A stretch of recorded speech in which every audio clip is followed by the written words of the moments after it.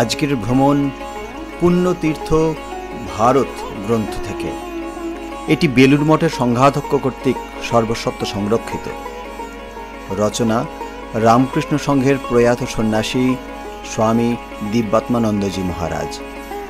গ্রন্থ পাঠে শ্রী দেবজিৎ বর্মন। ভগবত পথের পথিকদের কাছে ভারতের হিন্দু তীর্থস্থানগুলির আকর্ষণ প্রবল ও চিরন্তন।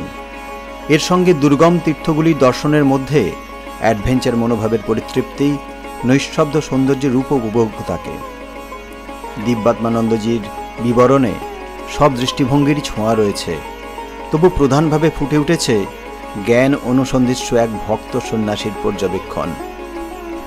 1348 বঙ্গাব্দে তিনি ভারতের তীর্থাদি ভ্রমণ করেছিলেন।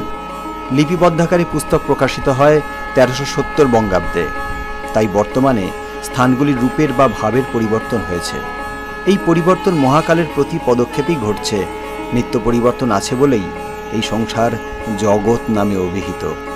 এই পরিবর্তনের কথা স্মরণ করলে বর্তমান ভ্রমণকারীর কোনো অসঙ্গতি দৃষ্টিগোচর হবে না। আপনারা শুনছেন দেবভূমি ভারত, ভারতবর্ষের অনন্য কথা।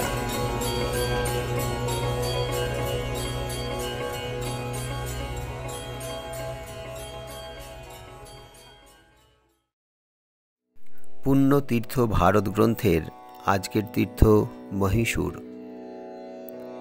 9 জুলাই প্রভু মহারাজ মাদ্রাজ হইতে উঠিতে আসেন এবং 12 জুলাই মহীশূর যাত্রা করেন। আমিও তাহার সহযাত্রী হইলাম। সকাল 7টায় বাস ছাড়িল। পাহাড়, জঙ্গল, চা ও কফির বাগান, নদী, ঝর্ণা ও গ্রাম অতিক্রম করিয়া বাস চলিয়াছে প্রায় 100 মাইল পথ। বেলা 3টায় বাস মহীশূরে আসিয়া দাঁড়াইল। আমরা এখানকার শ্রী রামকৃষ্ণ আশ্রমে আসিলাম। এই শহরেই মহীশূরের রাজার প্রাসাদ। শহরটি অতীব সুন্দর, দেখিতে ছবির মতো। জলবায়ু অতি চমৎকার, যেন চির বসন্ত বিরাজ করিতেছে।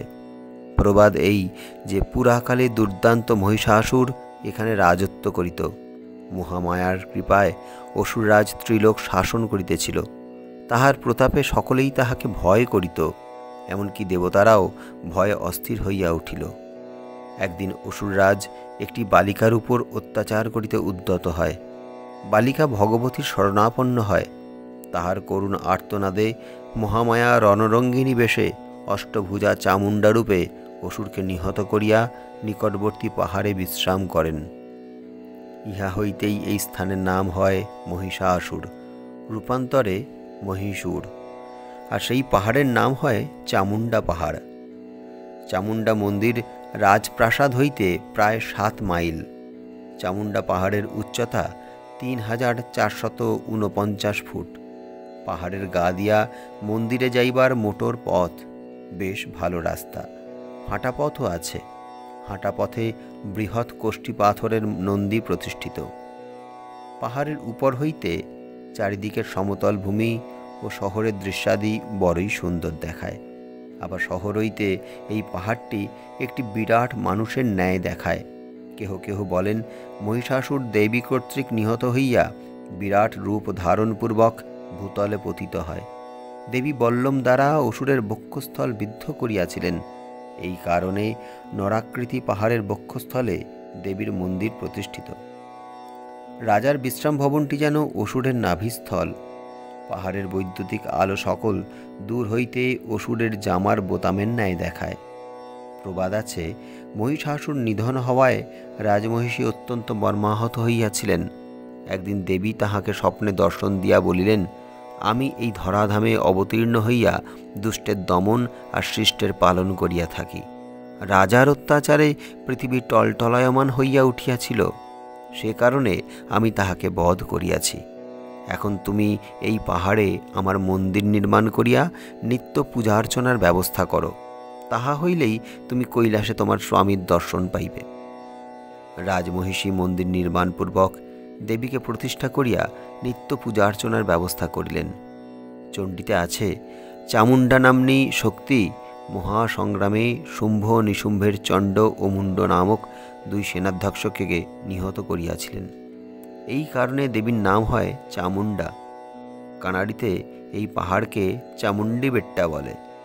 1659 খ্রিস্টাব্দে রাজা দণ্ডদেব এই রাজ্যে সিংহাসনে অধিগ্রহণ করিয়া এই মূর্তি প্রতিষ্ঠিত করিয়াছিলেন। প্রস্তরময়ী অষ্টভুজা সিংহবাহিনীর মূর্তি, দেবীর পাদদয় সিংহ উপরি। সিংহের পৃষ্ঠদেশ অসুরের দিকে হইলেও মস্তক ঘুরাইয়া অসুরকে আক্রমণ করিয়াছে। দেবী দক্ষিণ হস্তের বল্লম দ্বারা অসুরের বক্ষবিদ্ধ ও বাম হস্তের নাগপাশ দ্বারা উহাকে দৃঢ়রূপে বন্ধন করিয়াছেন। অসুরের মহিষাকৃতি দেহের পৃষ্ঠ সিংহের দিকে হইলেও সে নরাকৃতি মস্তক ঘুরাইয়া কাতর নয়নে অধিষ্ঠাত্রী দেবীকে দর্শন করিতেছে। দেবীর অন্যান্য হস্তে নানা আয়ুধ শোভা পাইতেছে।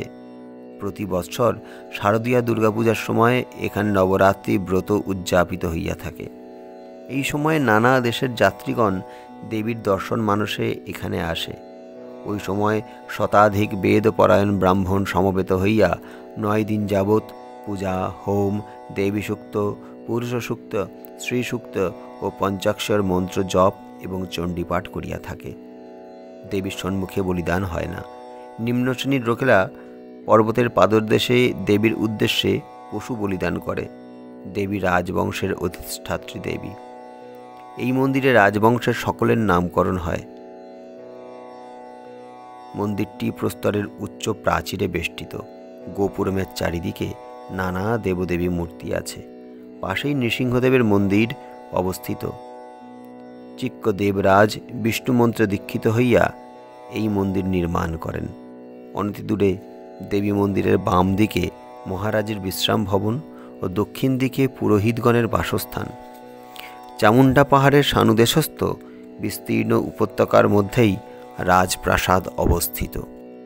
এই রাজদরবার দেখিবার জন্য নানা দেশ হইতে বহু লোকের সমাগম হয়। এই সময় রাজপ্রাসাদের তোরণ সকল এবং দরবারের সম্মুখস্থ বিস্তীর্ণ প্রাঙ্গণে সুসজ্জিত সৈন্যগণ দণ্ডায়মান থাকে। বৈদ্যুতিক আলোকমালাতে প্রাসাদ সাজানো হয়। প্রথমে শানিত সঙ্গীন হস্তে অশ্বারোহী ও পদাতিক সৈন্য সকল, তৎপরে ধ্বজাধারীগণ পথের 2 পাশে সারি বাঁধিয়া দণ্ডায়মান থাকে। সম্ভ্রান্ত ব্যক্তিগণকে অভ্যর্থনা করিবার জন্য প্রধান সেনাপতি তোরণের সম্মুখে দণ্ডায়মান থাকেন। মহারাজ বহুমূল্য মণিমুক্তা খচিত পরিচ্ছদে ভূষিত হইয়া হস্তিদন্ত নির্মিত সূক্ষ্ম কারুকার্য সমন্বিত সিংহাসনে উপবিষ্ট হইলে সকলের সম্মুখের আবরণ তুলিয়া দিয়া তোপধ্বনি করা হয়। সেই সময় বৈদিক ব্রাহ্মণগণ মহারাজের চতুর্পার্শ্বে দণ্ডায়মান হইয়া বেদগান গাহিয়া মহারাজকে আশীর্বাদ করিলে ঐকতান বাদ্য বাজিতে থাকে এবং সেনাগণের জয়ধ্বনিতে চারিদিক মুখরিত হইয়া ওঠে। তাহার পর দরবারের কাজ আরম্ভ হয়। দশহরা ও মহারাজের জন্মদিনে শহরে এক বিরাট শোভাযাত্রা বাহির হয়। পদাতিক ও অশ্বারোহী সৈন্য, পুলিশগণ, সুসজ্জিত গরু ও ঘোড়ার গাড়ি, মাঝে মাঝে ব্যান্ড পার্টি। তাহার পর মহারাজ শ্বেত বর্ণের ঘোড়ায় উপবিষ্ট থাকেন। পশ্চাতে উচ্চপদস্থ কর্মচারী ও রাজবংশীয়গণ মোটরে উপবিষ্ট থাকেন। এইভাবে শোভাযাত্রা শহর ঘুরিয়া রাত্রি প্রায় 12টায় রাজপ্রাসাদে ফিরিয়া আসে।